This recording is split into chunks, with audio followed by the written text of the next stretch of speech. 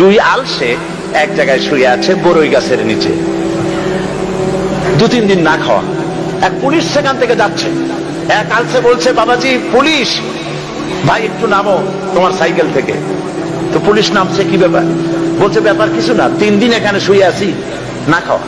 এই গাছে এত পাকা পাকা কুল, কত পাকা পাকা বড়ই চতুর্দিকে পড়ে আছে, 3 দিনের মধ্যে একটা মানুষের দেশে পাইলাম না। এরা কি মানুষের প্রতি কোনো দরদ নাই নাকি বুঝি না, একটা মানুষ পেলাম না যে একটা কুল ওখান থেকে উঠাই আমাদের মুখে তুলে খাওয়ায় দেয়। পুলিশ বলল, আশ্চর্য কথা, আলসের গল্প শুনেছি কিন্তু এই রকমের ইন্তেহা দরজার আলসে তো জীবনে চোখেও দেখি নেই। কয় কি? পাশে যে আলসে এতক্ষণ কথা বলেনি সে বলছে, স্যার ওর আলসেমির কথা আর কি বলবেন, গতকাল একটা কুকুর এসে আমার গালটা এমন চাটলো, ও শুধু দেখলো একটু হেই করে তাড়াই দিল না। মুসলমানদের অবস্থা বোধহয় এর থেকেও নিকৃষ্ট পর্যায়ে চলে গেছে। আমি আপনাদেরকে হাসির খোরাক দেই নাই, চিন্তার খোরাক দিয়েছি। আস্তে আস্তে করে আমাদের অর্জন, আমাদের সবকিছু, আমাদের প্রাপ্য, আমাদের হক আমাদের হাত থেকে সব সরে যাচ্ছে। রুখে দাঁড়াতে হবে।